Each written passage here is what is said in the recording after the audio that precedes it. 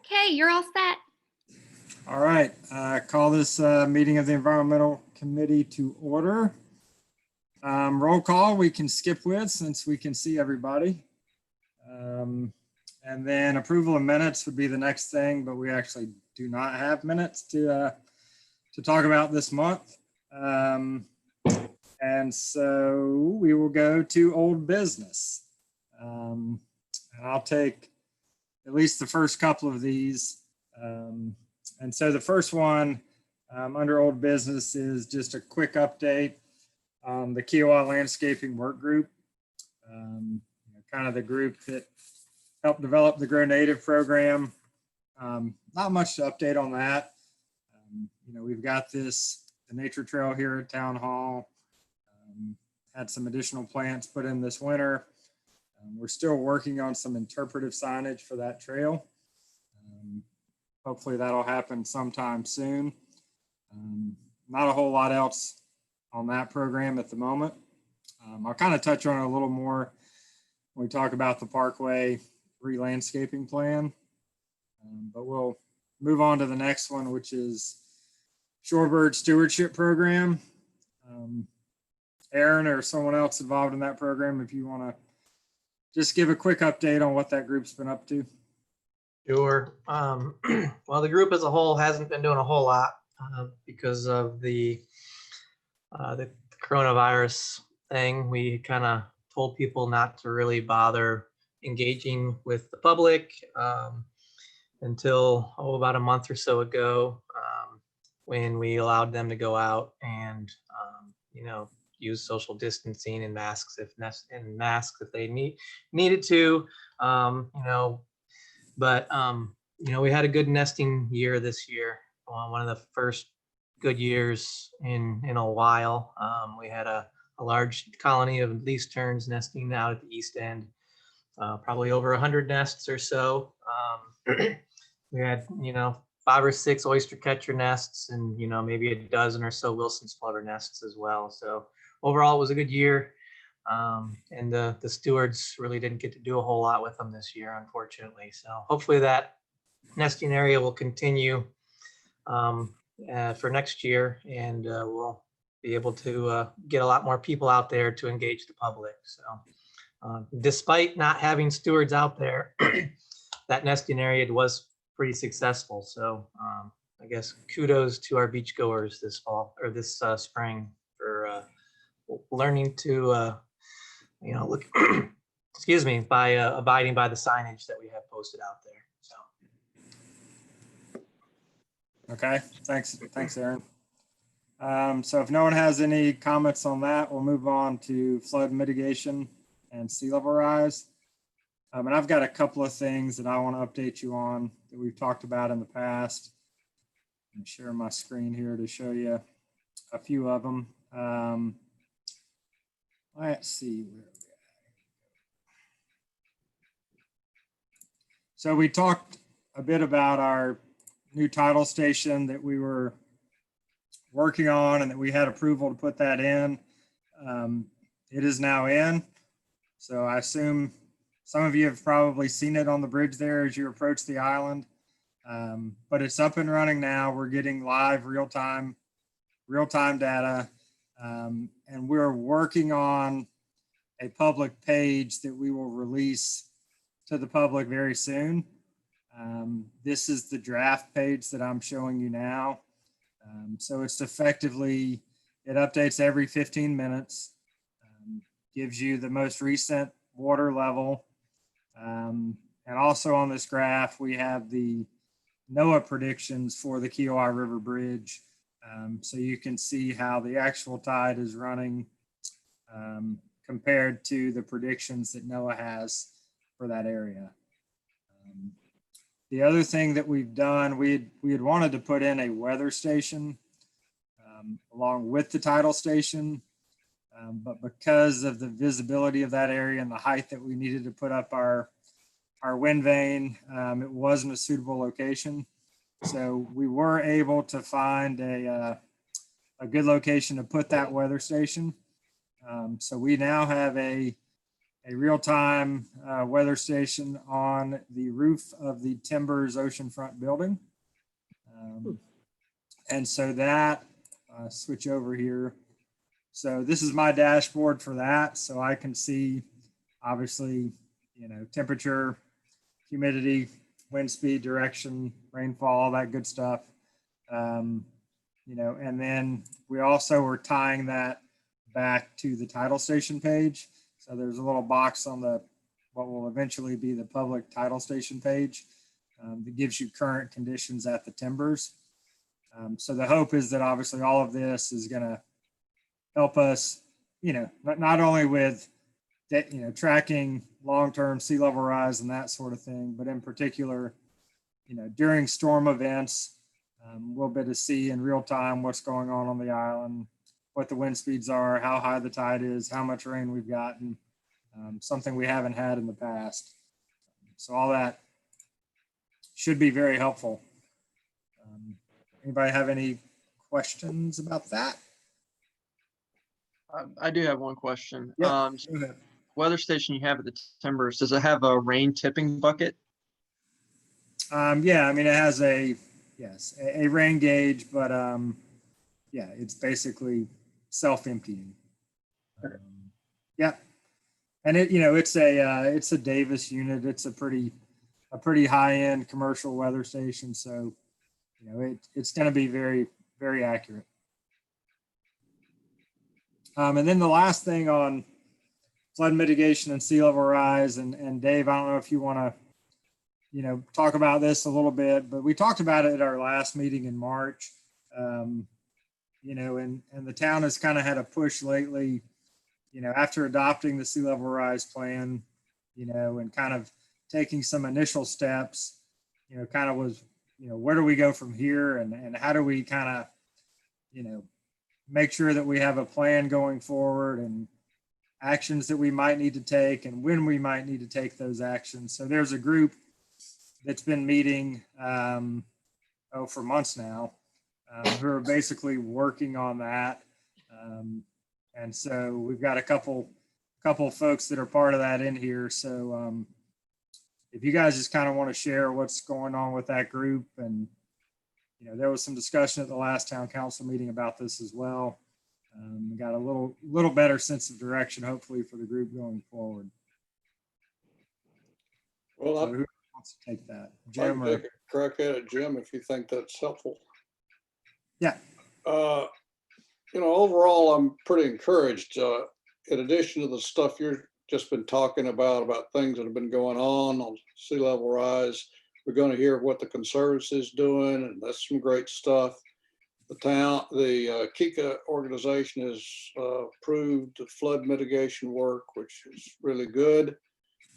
But the mayor was concerned about, well, how do we entrench this, institutionalize this, and get the whole effort moving on into the future like we had hoped.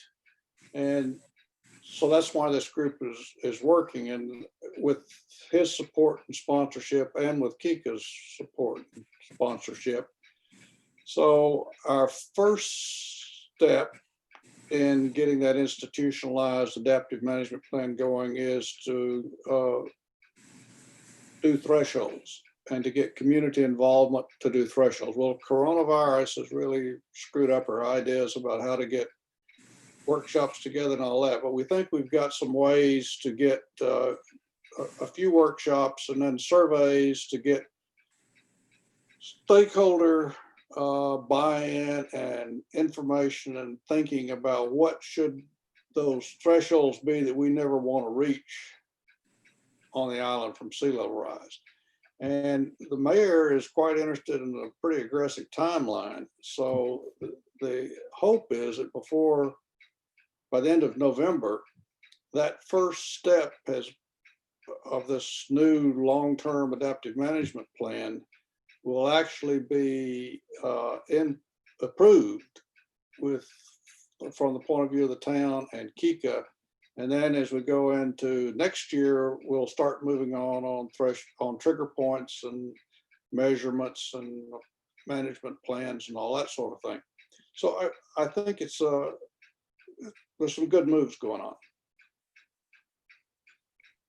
I would just add to that, Jim, thanks for giving the rundown, that there will be, and the time scale, which is about 6 months shorter than we thought was necessary to run it most effectively. So we're trying to adapt to the mayor's desires, but looking for some volunteers to participate in this focus group. So there'll be an announcement that we can hopefully push out through the town and Kika to request volunteers for some focus group sessions later in August. So you might, folks might want to watch for that. Sounds good. Any other comments on that? Okay, we'll move on to the next one, which is Grow Native Parkway Landscaping. I'm sure you've all noticed that we've been working on the parkway for quite some time. That project's run a little bit behind schedule, but they are, finished all the paving work, have a little bit of shoulder work in putting down some of this GeoWeb material. And I think that should all be done by the end of the week. In terms of the re-landscaping plan, obviously that could not begin until all of the parkway paving work was done. So we did go out for bid for that project. Had a great design, got some really good bids. Council selected a firm to do the work. That was Artigues Landscaping. The plan was slightly modified by council. So we basically had a plan to landscape, the entire parkway from the roundabout to Beachwalker Drive. What was approved by council was to landscape as drawn on the plans in all of the areas, basically except the roundabout and the very first stretch of the parkway before you get to Freshfields. So that area will see some re-landscaping, but it won't be as extensive as what was in the plans. And that was basically done, as a cost sharing effort to save money based on projected revenue shortfalls within the town over the next fiscal year. So we do have a contract for that work to begin. I'm still working out the details of exactly when that project will begin, but it should be in the next few weeks. And then we hope to have everything in the ground by the fall, hopefully October, possibly November.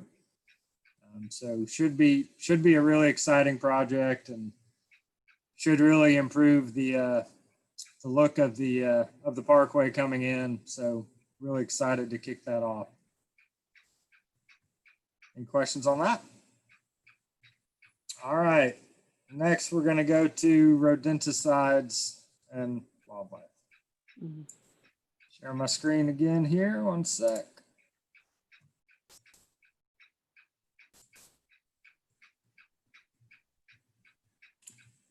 All right. So obviously, this is an issue that we've talked about in this committee a number of times, going back to last fall. And, I'm sure a lot of you either watched the council meeting last week or have seen, some communication on kind of some new developments. So I wanted to bring everybody, just make sure everybody's up to speed. And then hopefully talk about some ideas to address this issue and some of the things that we are talking about within the town and within the Conservancy and some other groups to try to get a handle on this issue. So I won't spend too much time on this slide. I think hopefully everyone, in this meeting is aware of the issue that we have here with the use of second generation anticoagulants. They appear to be very, very widespreadly used out here. And they certainly can have, negative impacts down the food chain as bobcats eat these poison rodents in particular, but any wildlife that consumes rodents or consumes the product directly can certainly have some negative outcomes. So wanted to focus on some new information and kind of bring you, up to speed on all the effects on our bobcats in particular that we know about. So we had our first confirmed death of a bobcat from rodenticide toxicosis, or basically a buildup of second generation anticoagulants, last August. We had an adult female that died. This year we've had two bobcats, 2 out of the 4 that we put radio collars on that have already died.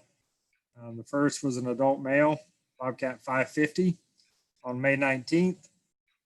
That one was sent off to Squidus for testing. We're very confident it's going to come back as rodenticide toxicosis, but we don't have the results on that cat yet.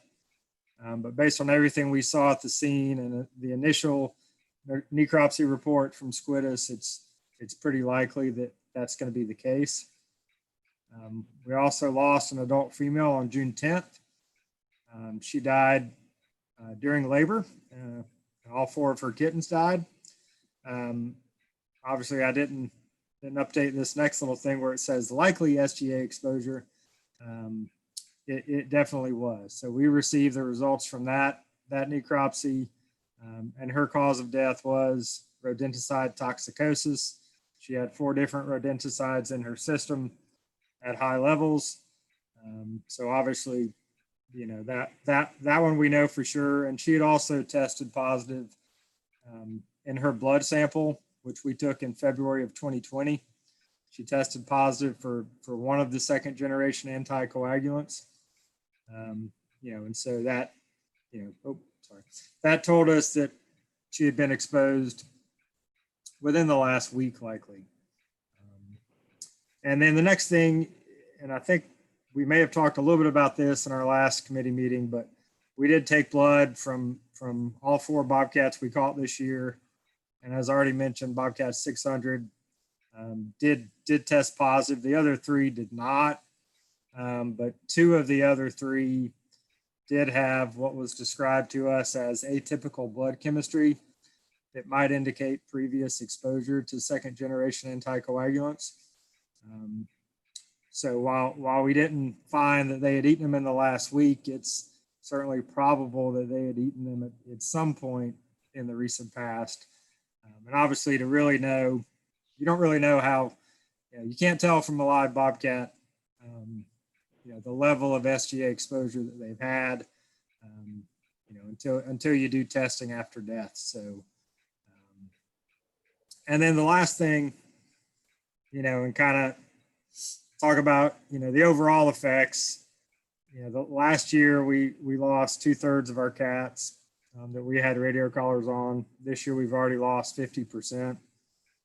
So if you assume that, we have a representative sample of bobcats that we put collars on, you can assume that the mortality rate that we're seeing on these collared bobcats is equal or very similar to the rest of the population. So if we lost 66% of the bobcats on Kiawah in 2019, and we've lost half of what was remaining this year, we're in a pretty alarming position right now. We think we probably have 10 or fewer bobcats left on the island. And obviously, historically, we had 30 to 35. So that's a very dramatic change. And we all know what that change means for the island. It means more deer. It means more deer car collisions. It means more landscape shrubbery damage, and it means that we've got to remove deer. For the first time in the history of the town, we'll be conducting a deer removal program this fall. So, and obviously, if you assume the effects are this dramatic on bobcats, which, we only know about because we're monitoring these animals, then you can assume that it's having severe impacts to bird of prey populations, raptors, and other animals as well. Anybody have any comments at this point, or do you want me to talk? You want me to go on into some ideas we have to tackle this, and then kind of open it up for discussion. Jim, Jim, oh, sorry. Go ahead. I just was gonna ask if they were concentrated in any particular part of the island, or if it's all been all over. It's been all over. So one of the deaths was on the front part of the island, in a villa complex, the one last year. We had one in Ocean Park. The adult male was in Ocean Park. And then the female, Aaron, where was that one? That was Airy Hall or Burroughs Hall. It was in the Marsh in the mid part of the island. So pretty much from one end to the other. Wow. But, the other thing that we've seen in the last 2 or 3 years since, we've seen this very, very rapid increase in bobcat mortalities is that home range sizes of our bobcats are increasing substantially. So, historically, an adult female bobcat might spend, her entire home range might be within the preserve. So 600 acres, 700 acres.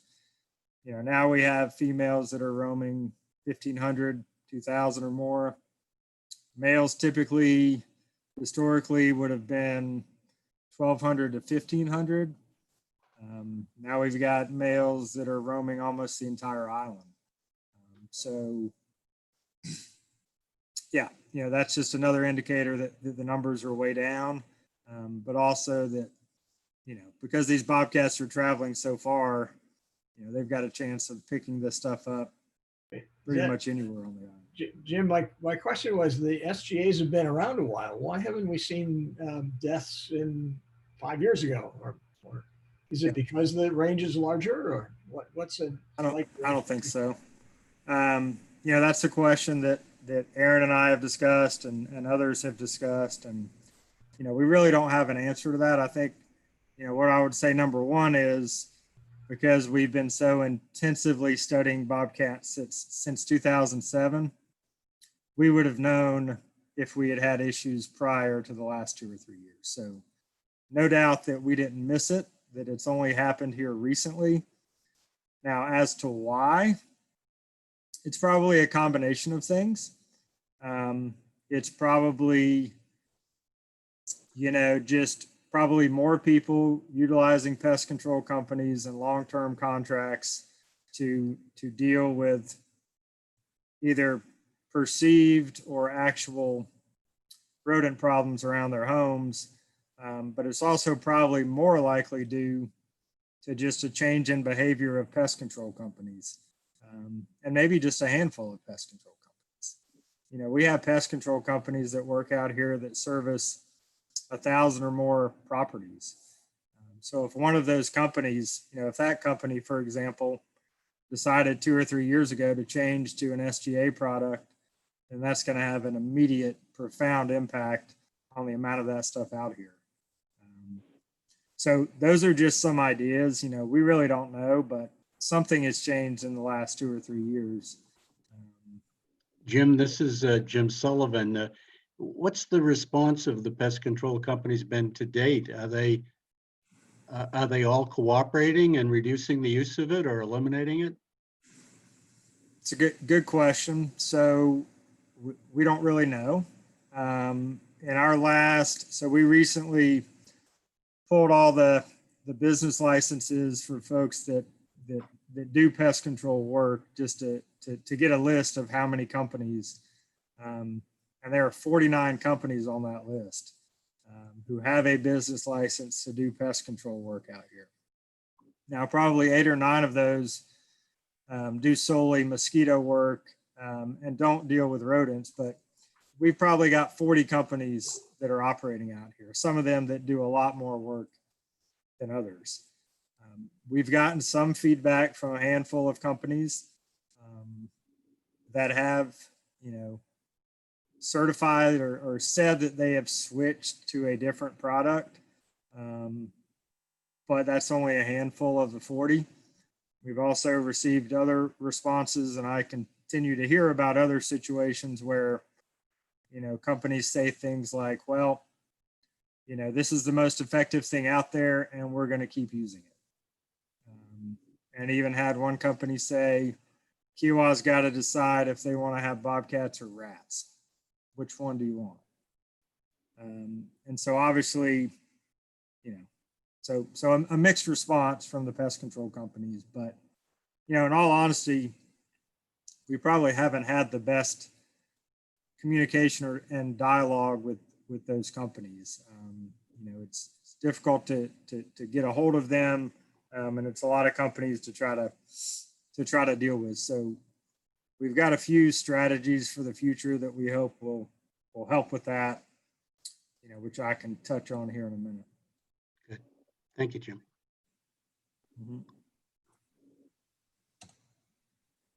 All right, so now that we've determined that we definitely have a problem and it's pretty severe, and I guess one thing that I've stated, you know, recently, but I don't think I've stated to this group, you know, as I mentioned, you know, we think we're down to 10 or fewer bobcats, and you know, you would hope that if you can get a handle on this, that the population would recover.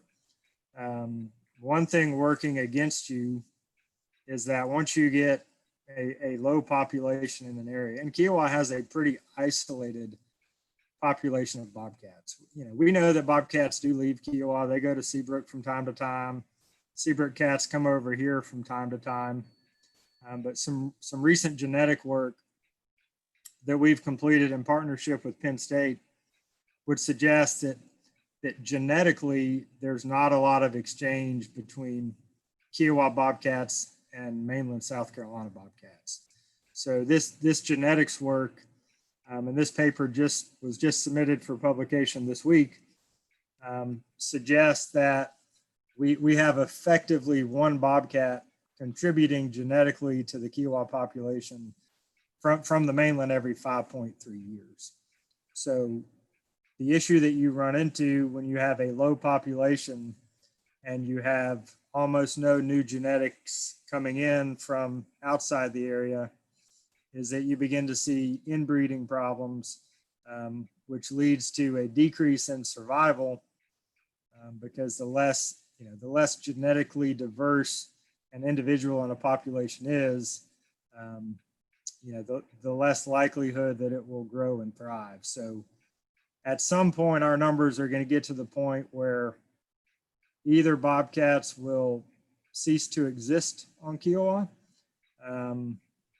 or get to incredibly low levels where we could have some pretty significant genetic issues. So that's been kind of eye-opening for me, and so that's kind of, you know, at least in my mind, you know, reinforce we've got to do something now, not 3 months from now, but now. So anyway, so with all that said, so what can we do? Well, you know, obviously last fall when we first found out about this, you know, we reached out to pest control companies, homeowners, regimes, property managers, everyone, and said, please stop using these products. We had hoped that would work, and obviously, you know, since we're seeing such significant problems again this year, you know, that success that we hoped we had was fairly limited. But any long-term solution certainly has to involve public education. So we have reached out. We're working on some things internally. We've also reached out to the Clemson Department of Pesticide Regulation. That's the state agency that regulates pesticide use in our state. And so they are providing some assistance. And I've had a number of meetings with them. I have another one Thursday. And then internally, we're working on some other ideas.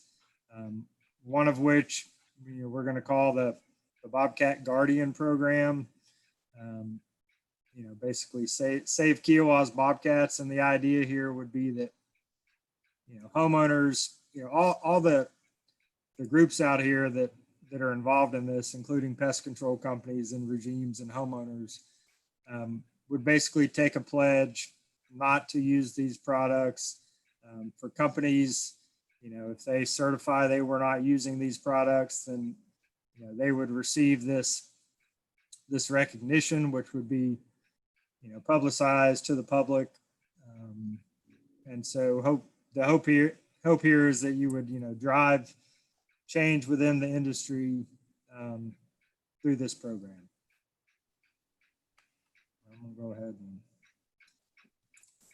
get out of this and then open it up to any further ideas, discussion. And we've had some meetings with the Conservancy, and obviously they're all on board and trying to do whatever they can to help. But would love to Well, I'm hear. guessing there must be some idea, some reason why we can't ban the use of those on the island and just pull business licenses for people who don't agree. Yes. So last April or March, I wrote an ordinance with some help to ban the use of these products on Kiawah. And the day before it went to council, we received an email from the Clemson Department of Pesticide Regulation, basically informing us that there was a state law on the books that prohibited us from doing any sort of regulation of these products. And so our attorneys looked into that, and that is in fact the case. There is a state law that would be almost impossible to challenge in his opinion, which says that any local ordinance to regulate a pesticide in any way is null and void. So we can't do it.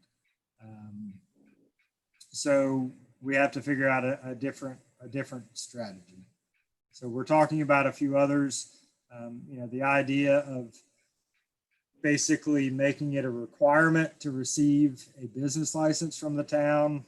That has also been the opinion of our attorney is that would violate this state law on preeminence, or basically we would be regulating pesticides if we pulled business licenses of folks that didn't agree to not use them. So we're pretty hamstrung on what we can do from a regulation standpoint. Can we publicize people that are using it? That would, that's one of the ideas behind, this. Well, I guess, no, we would not probably publicize who is using it, but we would publicize people who have committed not to use it. But I think, Jim, starting with the carrot, other people can do what the town can't do. So if we start with a carrot program where you give a certificate to the good pest control companies and give them a little time and let them know that interested parties are going to shame them, that might be all it takes. If Atlantic Pest is who we use, and they said they immediately discontinued the use. A lot of people use some of these companies, and individuals can take action too. It doesn't have to be just the town. So if we start with a carrot program and then decide if they really are serious offenders, well, let the cards fall as they may. There's nothing to stop any of us from doing whatever we want to do individually. Right. I mean, you got to be fair, obviously, and you got to give people time to respond, but we don't have to treat offenders well. And there is no way to control pesticides. The laws in this country have been written so that, as a chemical engineer, I know they make it very difficult to outlaw the use of a chemical. Unfortunate. Jim, this is Scott. I assume we can't make it a fee to be allowed to use these pesticides. So you don't prohibit it, you just make it economically unfeasible. Yeah, I mean, I think, we've thrown around a lot of, could we do it this way? Could we do it that way? And, the overriding opinion, legal opinion is we can't do anything to affect the use of this product through any sort of a regulation, requirement, fine, fee, or anything like that. Hey, Jim, does the preeminence law apply to a private community association? It's a good question. It's been brought up, and I don't know the answer. Because that may be another approach. As we've discussed, the potential for KICA to use their commercial pass office basically to, and they've done similar things with landscapers over the years, requiring them to take certain tests or get certified before they could get a commercial pass to enter the island. So it's something that's been talked about, but I don't know if it can be done. Jim, to Jim's point, can citizens of Kiawah get access to the total list of pesticide companies that have license on Kiawah through maybe the Freedom of Information Act? I would think so, yes. Yeah, so if you wanted to start a real lobbying effort later on, if it's necessary, then we would be able to know who with that list, you would know who has agreed to make the change and who has not. So you could be very effective at raising hell publicity wise if it came to that. I mean, not you, but I mean, the rest of us. Jim, this is Jack. I think I raised this issue before you and I talked about it. I had a couple of boxes of decon that I've used for various purposes over the years and realized then they are full of SGAs. So my question was, and for the rest of you, I took it all over to Jim and I said, how do I get rid of this? And Jim said, I don't know. I suspect there's a problem. There are probably a lot of people like us on the island that have these things.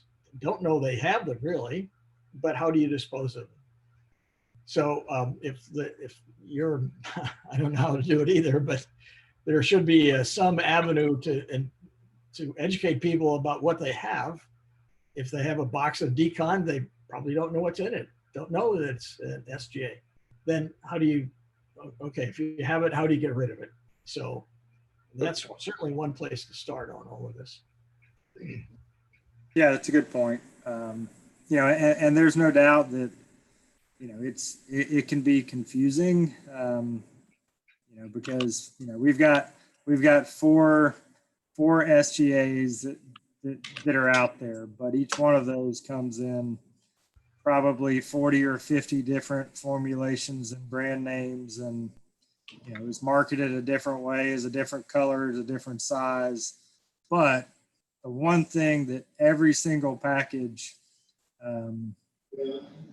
every single packaging has is it has to list by law the active ingredient, and that's going to be typically prominently displayed on the front. Sometimes it's on the back. It'll list the inactive ingredients, but it will specifically list the active ingredient, which is typically only one chemical. And so if you look at the active ingredient and it's one of 4 words, then don't use it. Because it does get very, very confusing. But there's been a lot of discussion on, where are all of these SGAs coming from? Is it homeowners who are doing it themselves? Is it pest control companies? Is it regimes or, property managers or rental companies that have their own in-house pest control people?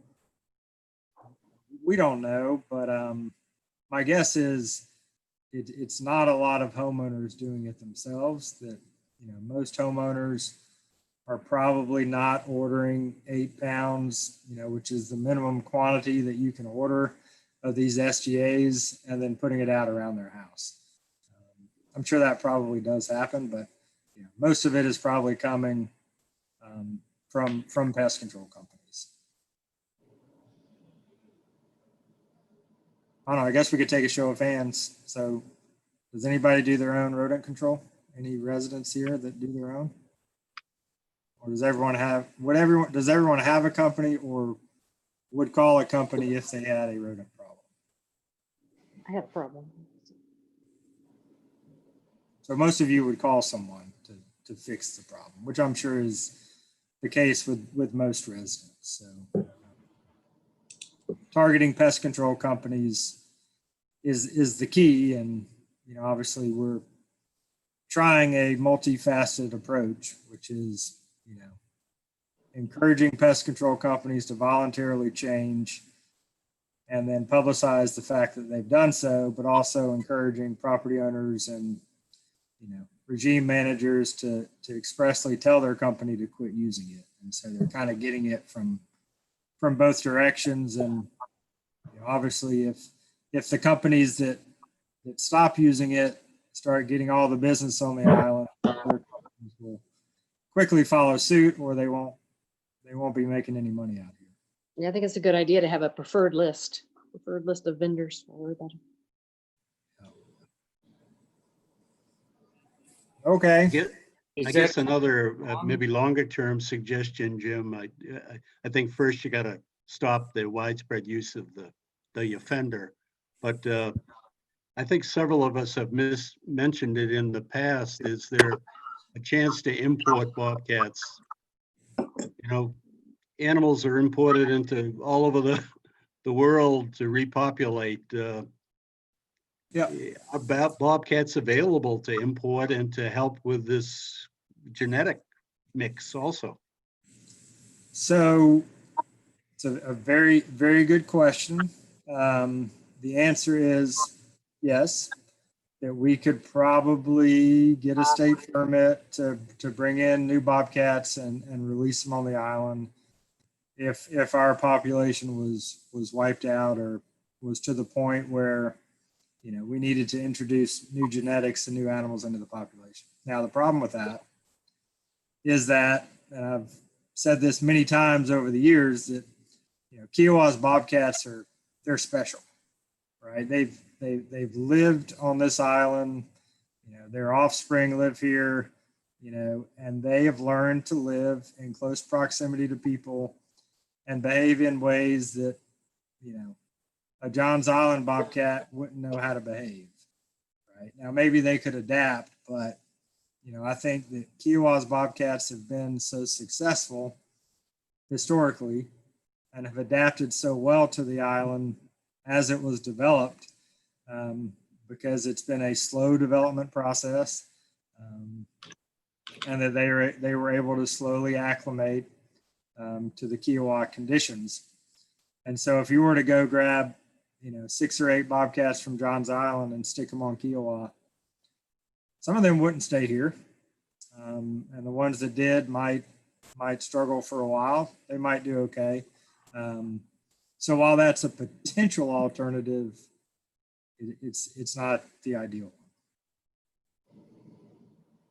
I don't know, Jim, it seems to me that there's not a lot of downside to that. I mean, if it works, great. If it doesn't, we're no worse off. That's probably true, yes.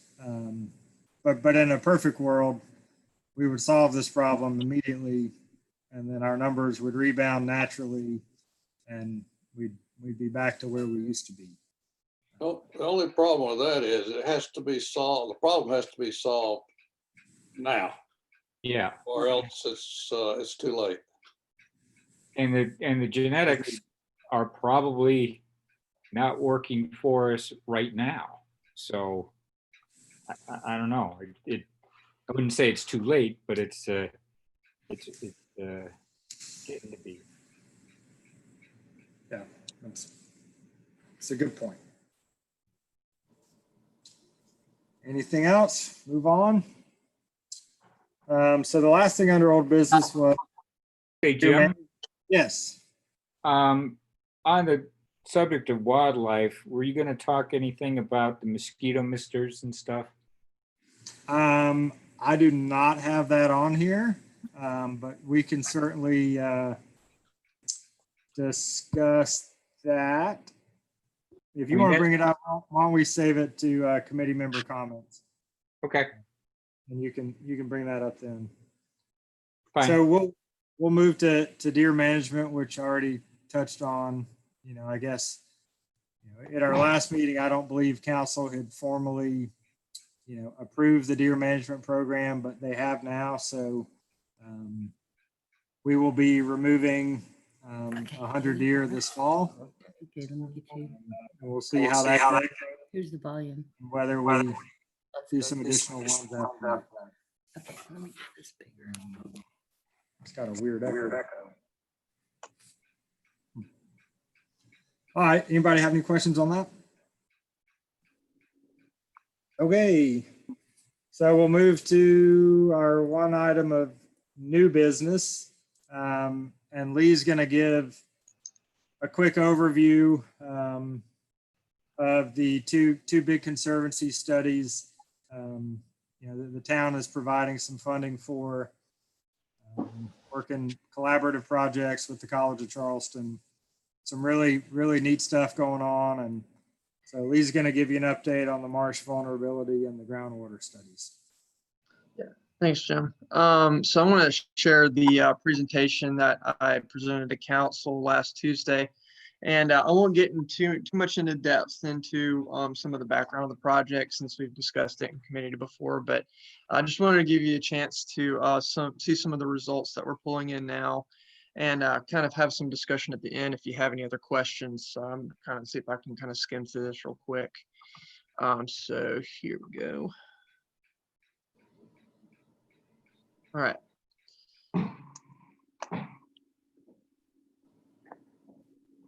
So I'll talk about the groundwater study first. So part of this was to look at the groundwater elevation and fluctuation throughout the year, as well as to kind of find out anything about saltwater intrusion. And the goal is to try to see if we can turn this into a long-term monitoring effort, since we can, study saltwater intrusion due to sea level rise in that sort of long-term time frame. But this was just to establish that first effort, figure out what conditions we're looking at now. And part of it was to install wells across the island, looking at specific conditions for siting and deploying equipment within these wells to look at water table level and as well as conductivity and temperature so we can compensate for salinity. So we used an Camp bore casing apparatus to install the wells. And this is sort of what it looks like when we're digging into the wells. If you're interested more in how we did this, we actually have a video online. So if anybody knows, we've been doing a Learning with Lee kind of video series on YouTube. And I think it was about 2 weeks ago, we showcased the groundwater project and how we installed it. It's about 6 minutes and it describes how we installed most of the wells, as well as how we're deploying the monitoring and currently doing that. So if anybody's interested in that, that's a good video to look at. But during the digging process, we also look at some of the soils to see what we're encountering on the island. And for the most part, it looks about the same throughout. You have sandy soils that match about the shore face, but I'll get in that a little bit. But for everybody's edification, we're using these basically PVC pipe wells, and the first 10 foot of these wells is a PVC pipe with 1/64 inch incisions along the whole entire, the surface of it. And this allows us to get access to the groundwater without sediment kind of, getting in the way. And we also have basically a solid PVC pipe sticking up out of the ground for us to access it. And to add some, security to the wells, we actually have plugs that allow us to attach equipment to them. And we can actually lock these with some padlocks, which we've all bought equipment for. And the monitoring equipment we're using currently is a Solence 107 TLC monitor. So it's just a tape measure spool with a probe on the end of it to take water level depth, temperature, and conductivity. We're also deploying continuous water logging equipment called level loggers, which gather the same data. We have more of the ones that collect water level, and we have a handful that are going to collect salinity, and we're going to rotate these throughout the wells. But right now we're kind of figuring out the protocols for it. So some preliminary results. What you'll see on the map is I guess a map of all of the wells that we are either currently having in place, they're currently in the ground, and ones that we have planned for the future. So the ones in green are the ones that are currently active, and the ones in blue are ones that we have potentially going in soon. We've reached out to Kika about 6 of these sites, and so far everything looks good to them. It's just a matter of making sure we don't hit any utilities. So we're on the road for getting in more wells, but currently we have about 15, and most of them are on Conservancy property. As I mentioned before, most of the soils that we're encountering sort of match what you'll see on the shore face on the beach. So you have the high dunes and all the way down to the lower shore face pretty much have the same sandy soils as what you would see underneath Kiawah. You know, sands that when you go on Kiawah, you actually have an organic layer that sits on top due to the vegetation that grows. And we commonly encounter some shells, and from Tom Moslow's study back in 1980, most of these shells are about 4,500 years old, and they can get up to about 8,000, 21,000 once you get towards Rhett's Bluff, because that's kind of a more or an older part of the island.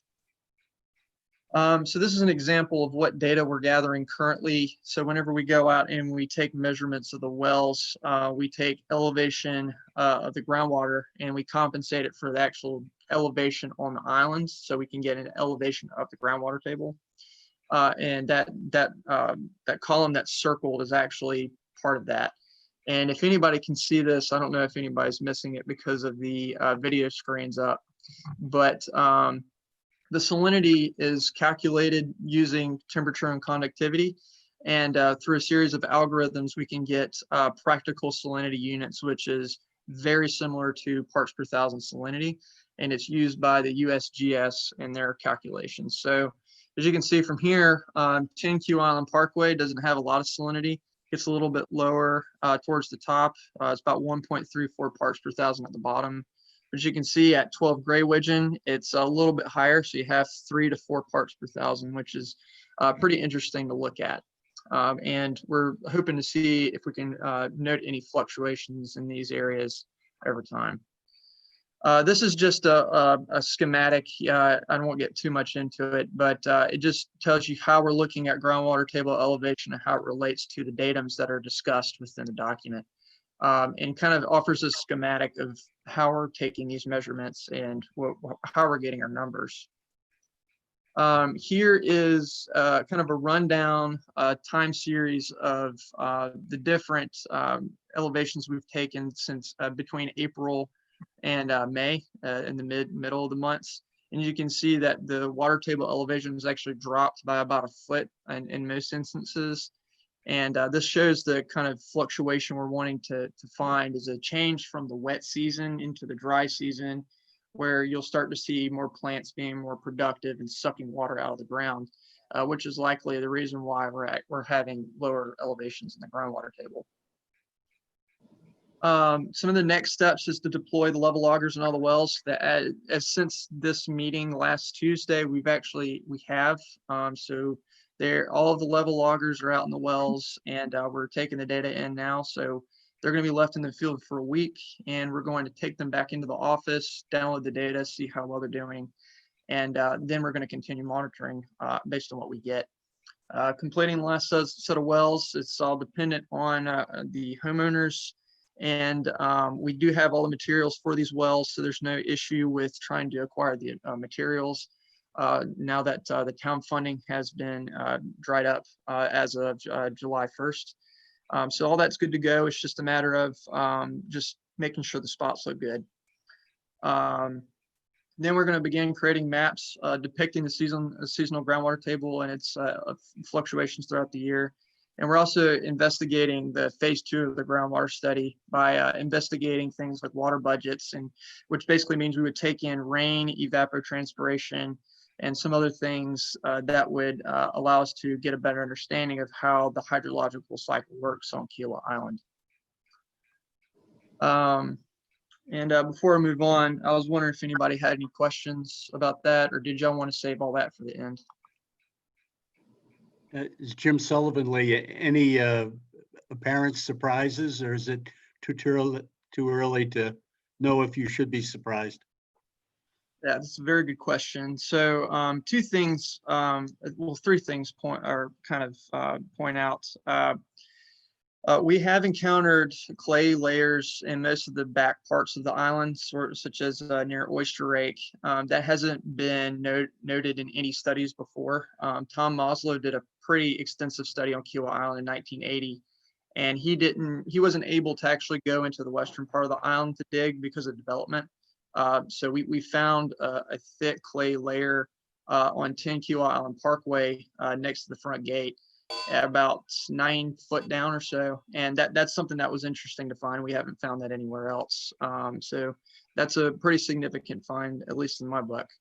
Another thing that was pointed out is that when there was a big rain event on, I think sometime in May, and we had about 3 to 5 inches fall. And we went out to the well sites to kind of look at what we would see. And one of the things we noticed was standing water on top of the ground, but the groundwater table was well below the surface. So we're starting to think that the top layer of the soil is more or less impermeable and slowly penetrates into the soil, whereas the lower layers have a lot more permeability. And that may be a reason to believe that rain gardens are something to look into on the island as a way to manage standing water. And salinity is another thing. There are some parts of the island that have incredibly high salinities. Out in Preserve, 74 Blue Heron Pond Road, there was a lot of I guess, salts in the well. We're getting readings that go up to at least 15 parts per thousand, up to 25. And we don't know if this is because we've penetrated a layer where there's a lot of salt water, or this is just a glitch in that one part of the soil. But I think it's really interesting. We're pointing out low levels of salinity in a lot of areas, but high levels in other areas. Did you see any deterioration of the growth on that lot on 74, or did it seem to be having an effect on the trees? Not that I can think of, and to be transparent, most of that area is maritime forest. There are lots of water oaks in that area. There's a lot of pine trees. Things are growing fine. Places where you would expect trees to not do so well, close to the salt shrub thicket edge, they're doing fine still. So it may be that we just penetrated a layer that cuts across the wells in a high salinity, and it's kind of affecting the groundwater and making it where it's not fresh, but it's more salty. Thank you.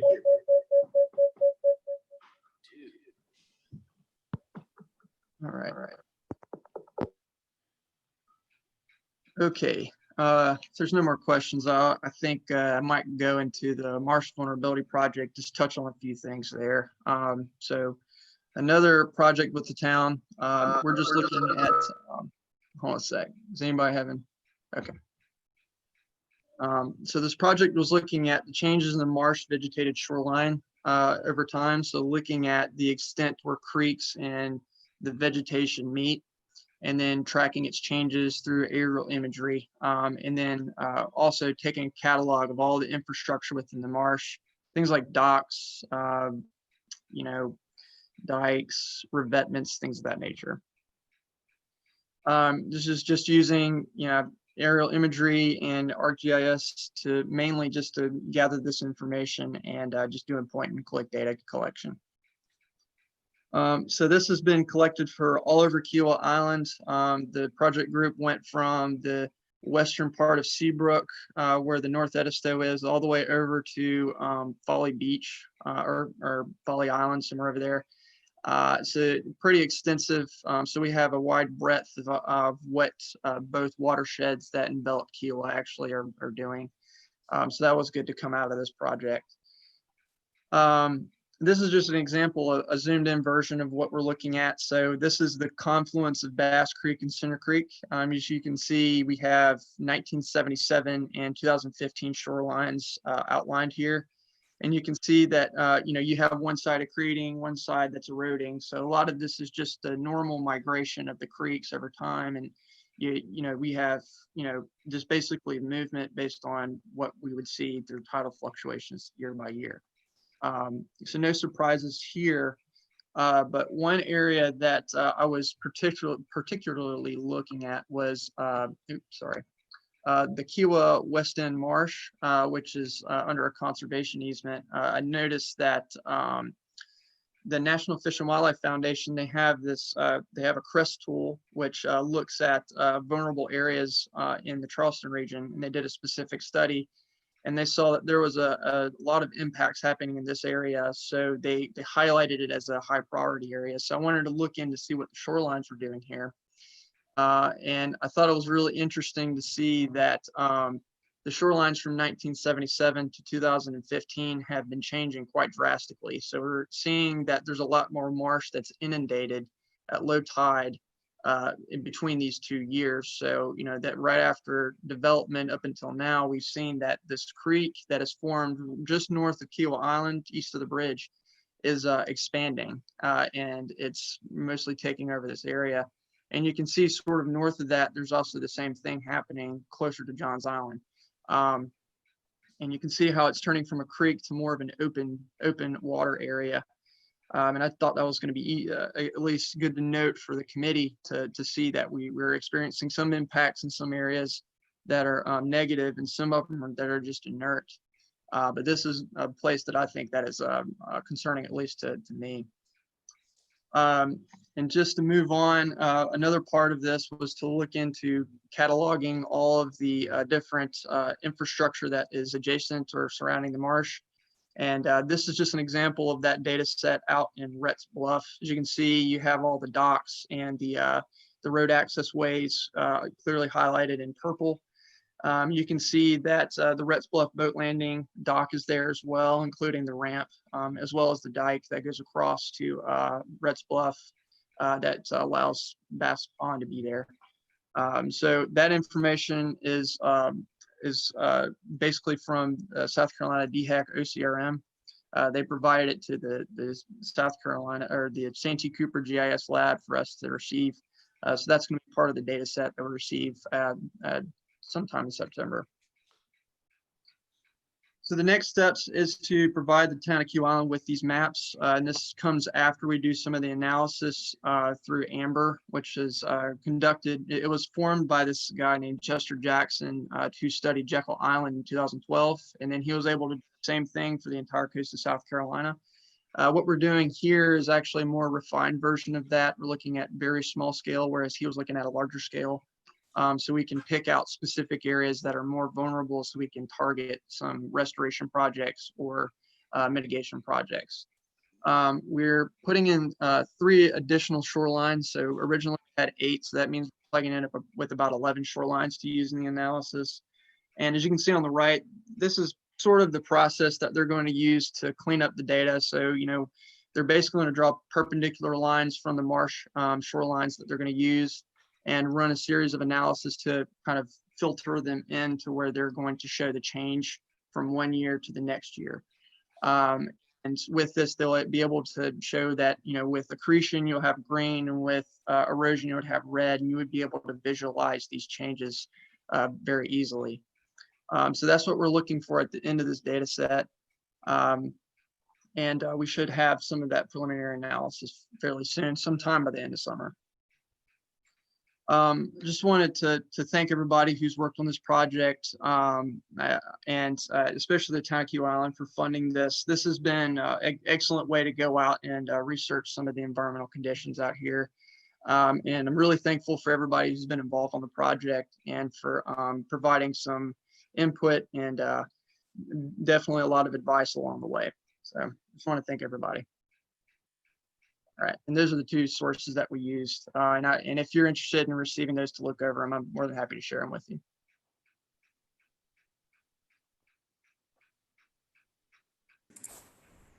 All right, thanks, Lee. Anybody have any questions on either of those projects for Lee? Nope. Okay. Well, then we will move on to reports. And looks like I get to start. I've only got one or two things here. Just a quick update on the Clemson Alligator Research Project. This is a project that has been ongoing for the last year and a half. Field work is wrapping up now. They've actually, so the concept of the project, was to catch alligators. They put GPS transmitters on a number of them, and then to do these flight response surveys to basically look at the effect of capture on the behavior of alligators. And so they did their captures in March, did their first post-capture survey in April, their second in June, and then the final one will take place in October.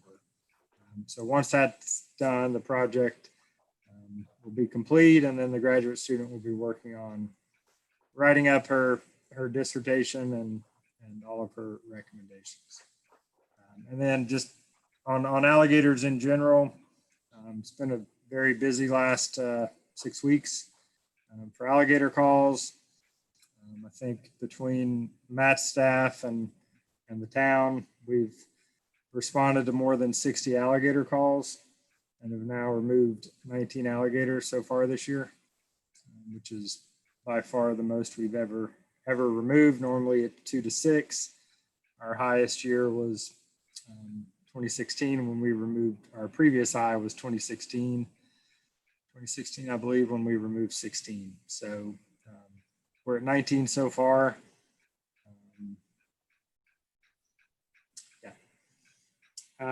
Let's see. Bobcat GPS, I think I've updated you on that. We had 3 females and 1 male with collars this year. Obviously 1 female and 1 male have died. The other 2 females seem to be doing okay, but we haven't seen any denning activity, which at this point in the year, it means they're not going to have kittens this year. So that's disappointing. And then the last thing would be painted buntings, which I'll let Aaron give a quick update on some of his painted bunting work this summer. Okay. So yeah, I'm going around right now trapping painted buntings at people's houses. And in addition to just banding the birds, I'm still doing the geolocator project in collaboration with the Smithsonian Institute. They gave me 15 more geolocators to put out this year. I have 5 of those left to get out, hopefully this week. And I've recovered 7 from last year. So, we have to catch those, we have to recapture those birds and take the little device off in order to get the data. So it's kind of critical that we recapture the birds that are wearing the device. But getting 7 this year is pretty good. And I do have some results from the birds that we tagged in 2017 and 2018. There is a paper that they're working on right now to get published with those results. And we got some results for the birds that were tagged in South Carolina anyway. And they found that about 60% of those birds spend the winter in Florida. And about half of that, 30% each, is in North Florida, and the other half is in South Florida. We have another 25% of birds that winter in Cuba. And then the remaining 15% spend the winter in the Caribbean islands, mostly probably in the Bahamas. So it's kind of interesting to know that we do have our birds do kind of spread out a little bit. A quarter of our birds going to Cuba can be a little, there's a little bit of the fact that we know that birds in Cuba are being trapped for the pet trade there poses some issues with our birds going there for the winter, because that is even though they're being trapped it's mortality essentially, because those birds are being taken out of the population. So we are working on tagging females this year. Most of the data in 2017 and 2018, we were just targeting adult males. Those are the birds that people want to buy, the colorful ones. So now we're going to be looking at the females, and we're going to see if the females are going to the same places that the males are for the winter. So that'll be what we're working on this year, is getting more tags out on females to kind of get an idea of where those birds are going for the winter. The other kind of another offshoot with the painted bunny work is the nanotag study that we did last year. And if you remember, that's the study that where we put those automated receiving towers stations around Kiawah, where we fitted the birds with what we call a nanotag, and if it flew within a certain range of these stations, it would detect the bird. We're going to do that again this year. The one difference from this year to last year is we're going to focus more on the long distance movements of these birds. So we're going to wait and put the tags on a little bit later in hopes that we get more detections as birds are migrating south. So some of those in-between spots. So we kind of have an idea of where they're wintering based on the geolocators, but this will tell us kind of where, if these birds are stopping in between, where they may be stopping and how long it takes them to get from Kiawah to their wintering grounds as well. So we got 18 tags purchased. They're making those hopefully right now, and potentially 15 more tags depending on a grant that I had submitted to the Carolina Bird Club, which sounds like they might fund it. They had actually given away all their funding for the year, but they are very interested in this project. So they're looking at some monies that they have to fund this. So hopefully we'll get 15 more tags, and we'll have about over 30 tags to put out this fall on the painted bunnies, so we can learn a little bit more on their movements south. I think that's about all I got. All right, thanks, Aaron. If there are no questions on that, I'll move to KICA Land and Lakes. Matt, you got anything?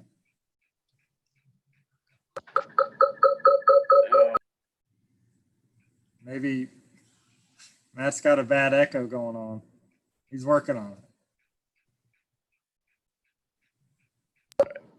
Can y'all hear me? Yes. Yeah. All right. Let me try this. Can y'all still hear me? Yeah. I had an issue. I was trying to, I'm using my phone anyway. I tried to broadcast the meeting on my computer screen, and there's definitely some audio cross contamination there. So I apologize for that. I do not really have any updates other than, the ponds seem to be healthy. Last week, we had a bunch of days with clouds and some heavy rain at times, and it pushed pretty close to a fish kill towards the front of the island in a few ponds, but it didn't turn into anything. Luckily, we had some sunny days, and that kind of got our dissolved oxygen back where it needs to be. But everything else is looking fine. So really, that's the only update I have. Okay, thank you. Next is the golf resort. We don't have Liz here. So we'll move to the ARB.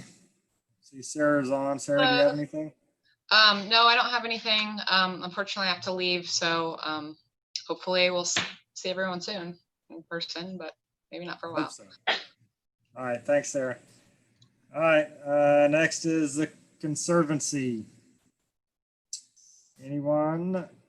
Lee, you got anything else? Jack? Yeah, one thing. Just wanted to remind everyone that we did receive approval from the National Fish and Wildlife Foundation for about $125,000 worth of funding for resilience type projects. So we're in the process of getting the information cleaned out with them and getting everything set up. But the time frame for that is about October 2020 to February 2022. And we're looking to have discussions and have stakeholder engagement that would involve a lot of the organizations on the island to discuss nature-based solutions such as oyster restoration projects, marsh restoration, and looking at different types of flood mitigation projects on the landward side. That should be coming up soon, and I think we'll end up reaching out to individual organizations whenever we get that ramped up. One thing we're looking at doing is to kind of work in tandem with the I guess the AMP task force, the Adaptation Management Plan Task Force. And I think we'll have some conversations with them in the future about that and try to collaborate so we don't step on any toes with them, and we don't try to bog the community down with too much work on resilience in that kind of manner. But I think that we're all working on the same kind of direction, and it's just making sure that we all we have an end goal that matches everybody. So. Yeah, Jim, I do want to mention a couple of things from the Kiawah Environmental Science Committee and from our executive board that we had a meeting this morning to discuss two of the issues that you mentioned, especially the rodenticide problem. I want to tell you, and the people that might not know it, we had appointed an ad hoc rodenticide committee to look into and research the rodenticide chemicals and also possible other options. They have been working very hard, and they had a meeting, and then we've been updated from that meeting at each time. And Jim Gillum has been really good as the chair of that committee.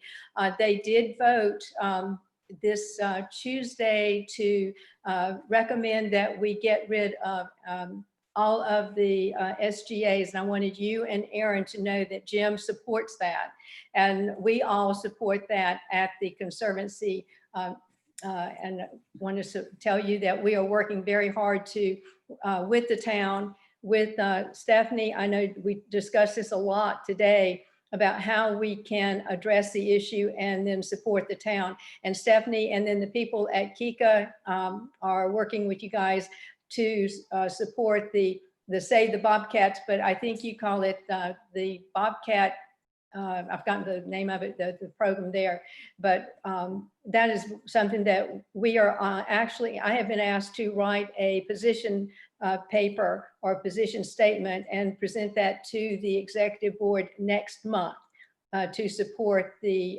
banning of these rodenticides. And we are getting a letter together to support the letter that you're going to send for the temporary ban. But I also want to mention, I got an email during the meeting this morning that Jim Gillum had been invited to the Seabrook Environmental Science Committee meeting. And they have been looking at the same issue for the last 5 or 6 months, and they fully support the ban.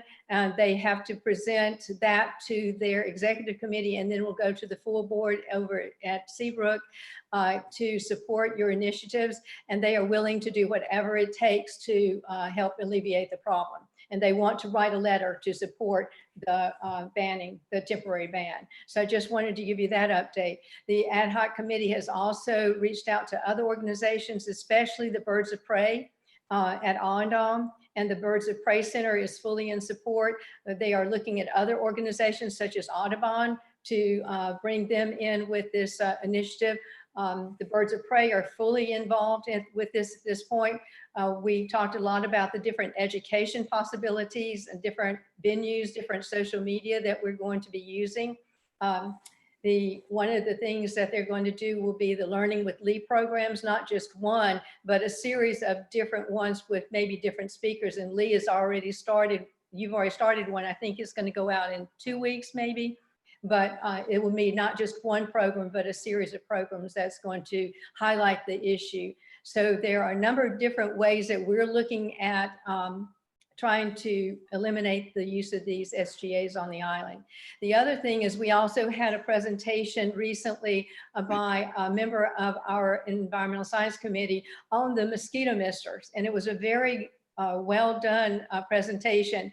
And the next initiative that we really want to take is to save our insects and the huge issue that we have with mosquito misters on the island. And that is something that really was brought to light, not only, I guess it came up with Matt. And Matt, I want to thank you for bringing that up and the research that's been done and what we want to do with that initiative too. So there's a huge problem with that and with the ecological health on the island. And that is with our strategic plan going forward, the ecological health on the island is the #1 issue that we're trying to address. That's all. Just telling. Jane, it's Jim Sullivan. You were referring to a ban. What ban are you talking about? Trying to ban the use of the SGAs on the island. Somehow there is a possibility from what Jim said that we could write a letter to Clemson and maybe get a temporary ban of the SGAs from the island, and that there are a number of organizations that are willing to write letters to Clemson if this is possible. We don't know. I think that's what Jim was saying, but we're going to attempt that. But we want to figure out a way. It doesn't mean that we can't ban them by regulation, but we want to work with the stakeholders and the homeowners and the pesticide companies to ban the use of these on the island. We can't regulate, as Jim said, and he's looked at so many different ways to possibility ban, even ban the use of the boxes that are on the outside. And we talked about that you can't even ban the boxes outside the homes. Okay, But education is the most important thing. Yeah, I mean, maybe let me clarify, the issue of requesting a temporary ban. So this is something that in my initial conversation with the director of the Clemson Department of Regulation, Dr. Steve Cole, again, this is the entity that regulates all pesticides in the state. And he told me that he had the authority as director to temporarily stop the use of certain pesticides in a specific geographic area of the state if there was a unique issue or a unique circumstance in that area. So I brought that up as an option Thursday internally here at the town. It was discussed Friday in a meeting with the Conservancy.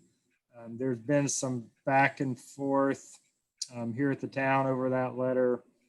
But just today, after some additional discussion, that letter is going to go. So we finally got that draft figured out today. So once that's signed by the mayor, which it should be signed today, then I will send that to the DPR. And then I will, once that one is on the way, I will then send the draft of the letter to Lee and the Conservancy folks so they can tweak it so that they can utilize a very similar letter. And then the hope would be that the community association would do so as well. And so the hope is that they would act and temporarily stop the use of these products until we can get a education certification program in place. But I don't know how that's going to go. No, we're trying a multifaceted approach is what we're trying to do. Any way that we can to get it out and then see what we can do to prevent the loss of more of our bobcats. Yeah. Okay, Turtle Patrol, Lynn. I did finally make it. I'm sorry I was late. It's okay. As of today, 291 nests are on Kiawah, and that is better than 2 years ago. So although we had that big burst last year of unprecedented amounts in the whole state, we are still seeing gains in numbers of nests from 2 years ago. So that's good news. We had the first emergence in the state. It was nest number 3. And that's in zone 7. They tried to inventory it today, but they saw eyes before eggs, so they buried it back up, and they'll try again tomorrow. But we did have one little guy that got snagged by a crab from that nest, but he came crawling out of that crab hole. And so we helped him down to the water, and he's launched. Anyway, we had a second nest emerge, and that inventory will be on Thursday. And as you probably know, we are not announcing our inventories to the public. DNR does not want us gathering huge crowds of folks. So today at 6 o'clock, there were not too many people, but there were 2 more other than turtle patrollers that did show up, and they, distanced and all of that. So, and everybody had masks on. So that worked out well. And anyway, that's about it. All right, well, thank you, Lynn. And I just wanted to, take a second to commend you all for all your work this year. I mean, it's, a crazy start to the season where you had, you could only work with a 1-man crew. So the driver had to do everything, which is a huge burden. And then you shifted to 2. So, I mean, you guys have shouldered a heavy load this year, and it's much appreciated. Well, you're welcome. We're happy to do it. One of the things that we did institute this year were what I'm calling walking nesting patrollers. In each zone, we've got experienced nesting patrollers that are probing before the truck even gets there, then letting the truck know where the nest is. They're actually digging down to verify that eggs are there, putting a flag right over the nest cavity. And that has been a huge, huge help, because that's what takes a lot of the time on the nesting truck, is even locating the nest, never mind moving and marking. So that's been huge. All right. Well, we're done with reports now, so we'll go. We don't have any citizens' comments. I don't have any comments, so we'll move to committee member comments. And I know a couple of you have some things you want to bring up. So who wants to go first? Or does anybody want to go? I can go. All right. I think Jim had mentioned wanting to comment, or you had deferred him to this time to comment on the mosquito misters. And then I guess to kind of piggyback off of what Jane was saying with her report, and I've talked with you about this, Jim, but the mosquito misting systems, it's a very similar problem to the rodenticide issue, in that both of them are non-target mortality via pesticides. So you've got, bobcats or birds of prey potentially with the rat poison, and now with these mosquito misters, we've got pretty much any insect out there if could die. So with that, I've kind of looked back into the ban from 2007 that Kika put in place.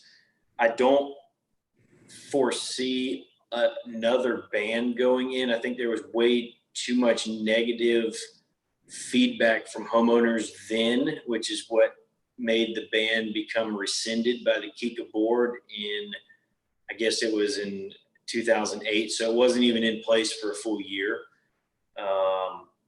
But with that ban, there was a lot of pretty comprehensive, I guess, discussion. And from what I can gather, obviously I wasn't a part of that discussion, but there was a lot of ideas put in place for the installation of these systems. So my thought is, if these systems are going to exist or potentially exist for now on Kiawah, what can we do to help the situation, make them not as, detrimental to non-target insects. So, there was a lot of information about, well, how far from a critical line should these be installed, the height restriction. I'm not sure how advanced they are, but I think these systems can be pretty advanced to where they can take into account weather, and they just will auto, if they're set to run, they may auto shut off if wind speeds are too high to prevent drift. Now, does a system that was installed 10 years ago have that capability? Probably not. Maybe not. I don't know. But I just kind of wanted to open the discussion up on that if we wanted to have a discussion on that. Because I think if we're going to check their setup, which doesn't affect how they're used, but at least we know they're set up in a good manner, we would need cooperation from the ARB. And then I would think Kika, our livability / myself departments to kind of check up on this. Because I'm pretty sure the ARB gets they have build plans that need to be checked off on, and these systems on new homes currently are a part of those new home construction plans that are reviewed. So my thought was maybe if they're already being reviewed anyway, why not take a deeper look at the misting system. So I don't know, just kind of wanted to open that up. I don't know if anybody has a comment on that or wants to, but just wanted to bring that up. Well, one of the things that was mentioned in several of our meetings was I think one of the comments came from somebody from ARB. And we had seen this in some of the videos that were shown, Karen showed us, but the mister systems are not just pointed inside your yard, but they're pointed out to the community, to the area, the ecosystem outside of the yard. And I think that is a major concern, is not just if you want them inside, but pointing outside of the area where you live. And I thought that might be something to consider. I don't think that you really need, well, the mosquito misting system, but it should not go outside of your perimeters, your yard. Right.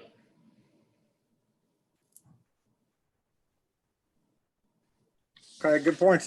Anybody have anything else on that? So Jim, can we restrict mosquito misting chemicals, or is it similar to the rodenticide? You can't do. It's the exact same. You can't regulate them now. The state of Connecticut recently passed an ordinance to ban mosquito misters, and they got around, of course, their state preeminence law may be different than ours, but they basically banned the equipment that's used to disperse the pesticide. They did not ban the pesticide itself. And I don't know exactly how they phrased it, but they said, you can't have a system that disperses an aerosol product over, I don't know how they did it, but they basically banned the equipment. And as I understand it, that ban, was successful. So, no, we can't ban that. And of course, what I've been told here is that we can't try to get around it by banning the equipment, because clearly our intent is to ban the use or restrict or regulate the use of a pesticide. But that's my initial thought, but that one has not been looked into as extensively as the rodenticide issue at this point. Well, it just seems like these two issues go hand in hand. That's all. I agree. Sure, they're very similar. Yep. We shouldn't forget about one in focusing on the other. It just, I don't know if they're equally important, but they're both more in consideration, and they're very similar considerations. So I think they should go in tandem. Yeah, and one thing I should point out is, with this Grow Native program, we're attracting a lot of pollinators on the island, and it seems kind of counterintuitive to have more pollinators here that are going to be affected by mosquito mister system. And I think that may be something that we focus on as well. Trying to get those cleaned out, because without the pollinators, we really don't have an ecosystem as well, because it goes all the way up the food chain. And it's the same thing with rats as it is with the mosquitoes and the butterflies and the bees. And I think that's something to really look into.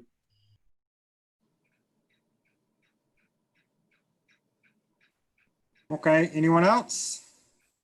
Yeah, Jim, I said I'd just jump in. This is just a very brief thing that I had read that I don't know if others had seen.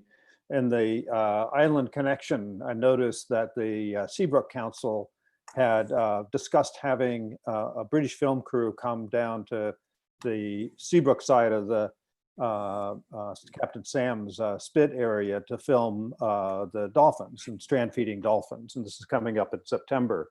So I checked with Lauren Rust, who runs the Low Country Marine Mammal Network, about it. And she said that, in fact, they're going to be filming in September, probably on both sides of the inlet. But I don't know if they've gotten permits for the Kiawah side, that with an expectation of trying to put together a film. She had heard that it was in the vein of 8 wild animal behaviors of note. So I think that our strand feeding dolphins may get some more needed or unneeded publicity. We'll have to see how it goes in that regard. So that's in September for that filming. I didn't know, Jim, if you had any idea what was going on from our town side of that. Yeah, so we're aware of it. It's a local cameraman who's doing the filming work, Scott Snyder, who's done a lot of work out here. Yeah, they've asked for permission to film on the Kiawah side, and we put a few minor restrictions on what they can do on the Kiawah side. But yeah, they have permission to film on the Kiawah side. They may come by boat and then set up on the beach, but so we're working through some of those details. But yeah, it should be a neat endeavor. Yep. All right. If no one has anything else, I'll entertain a motion to adjourn. So move. Second. Again. All right. All in favor? All right. All right. Thank you all.